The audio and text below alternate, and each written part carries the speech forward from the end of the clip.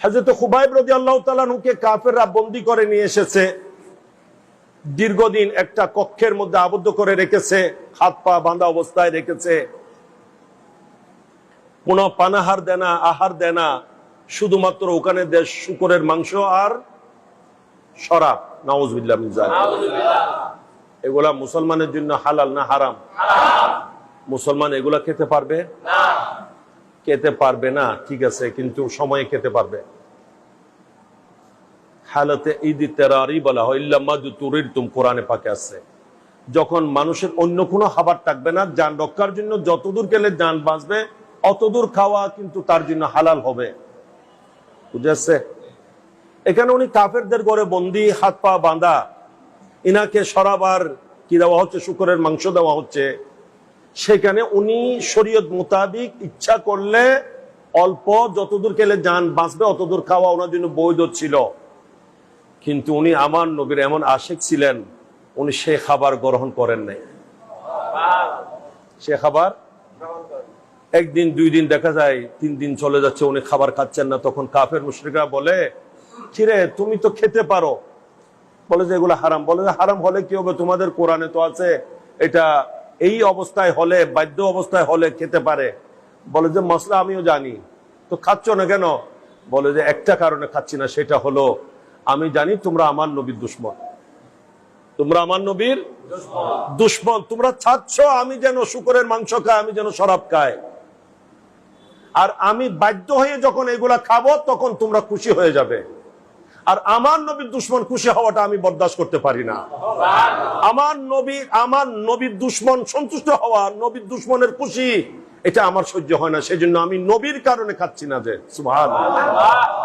তাই নবীর যদি সত্যিকার আশেক প্রেমিক উম্মত হয়, কোনোদিন হারাম খেতে পারে?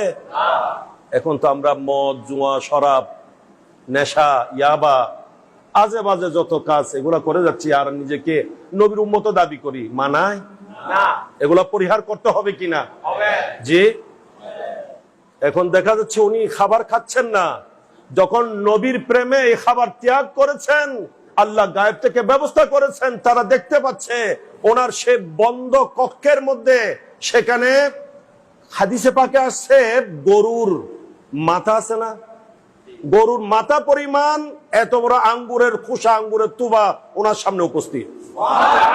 যে সময়ে মক্কার কোথাও আঙ্গুর পাওয়া যাচ্ছিল না, অসময়ে বেমৌসুমি ফল ওনার সামনে হাজির।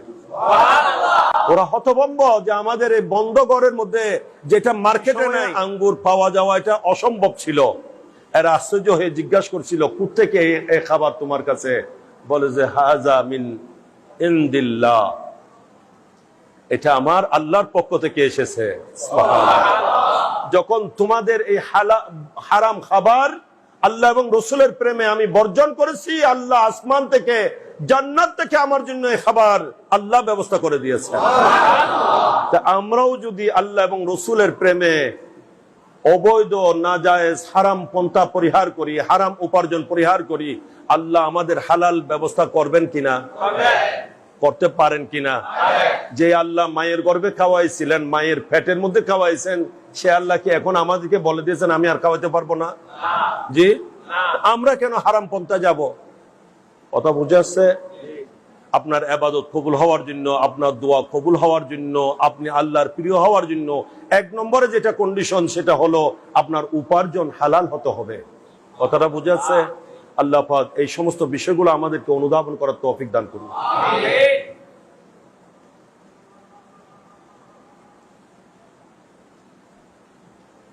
ওই সাহাবী হযরতে খুবাইব রাদিয়াল্লাহু তাআলা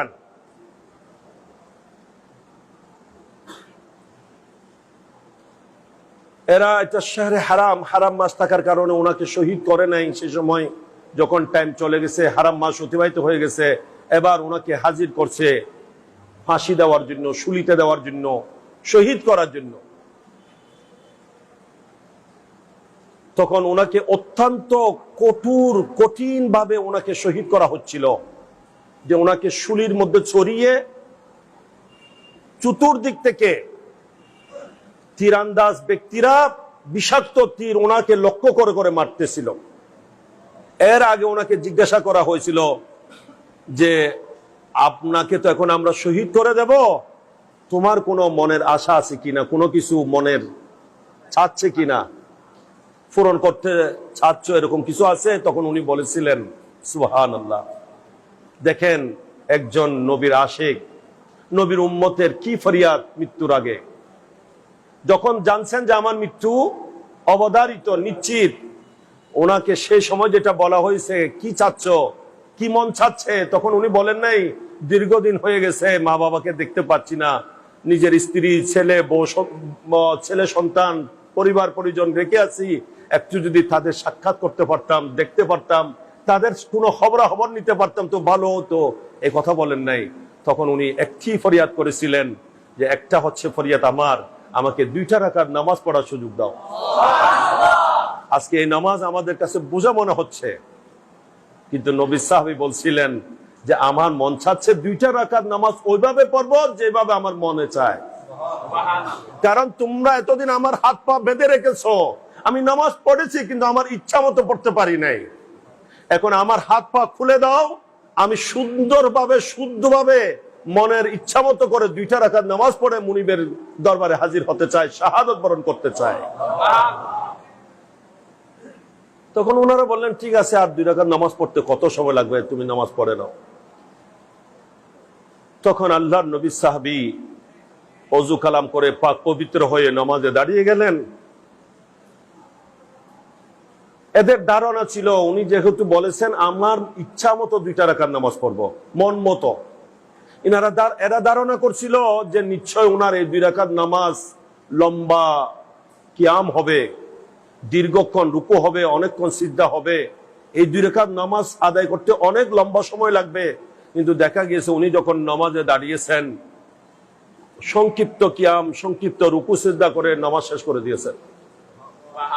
এরা বড় আশ্চর্য। জিজ্ঞাসা করলো, কিরে তুমি তো বলছিলে নামাজ ওইভাবে পড়বে যেভাবে তোমার মন চায়, তো তুমি নামাজকে এত সংক্ষিপ্ত কেন করছো? আমরা তো মনে করছিলাম অনেক লম্বা নামাজ হবে। তখন উনি বলছিলেন, হ্যাঁ, এটা আমার জীবনের শেষ নামাজ। আমি যখন আমার মুনিবের সামনে দাঁড়িয়েছিলাম তখন আমার মন চাচ্ছিল দাঁড়ানো অবস্থায় থেকে যায়। যখন রুকুতে গিয়েছি, যেহেতু জীবনের শেষ রুকু, মন চাচ্ছিল রুকু থেকে যেন মাথা কখনো না উঠায়। সিজদায় যখন গিয়েছিলাম, মন চাচ্ছিল সিজদা অবস্থায় যেন থেকে যায়। কিন্তু আবার একটা কথা মনে পড়ছে, যে আমি যদি এই অবস্থায় নামাজ খেয়ে দেরি করি, বিলম্ব করি, দীর্ঘ সময় করে নামাজ আদায় করি, তোমরা ধারণা করবে আমার ব্যাপারে ভুল মন্তব্য করবে, তোমরা মনে করবে যে আমি নবীর গোলাম মৃত্যুর ভয়ে নামাজকে লম্বা করে দিয়েছি।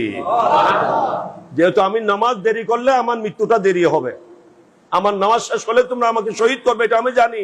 এখন আমি যদি নামাজ বিলম্ব করি, নামাজের সময় বেশি নি, তোমাদের ধারণা হবে, আমার ব্যাপারে মন্তব্য হবে যে নবীর গোলাম মৃত্যুকে ভয় করে নামাজ কি করে দিয়েছে। তাই আমি জগৎকে দেখাতে চাই, মোহাম্মদ থি গোলাম, গোলামে মোহাম্মদ মौत से नहीं डरते। নবীর গোলাম কখনো মৃত্যুকে ভয় করে না।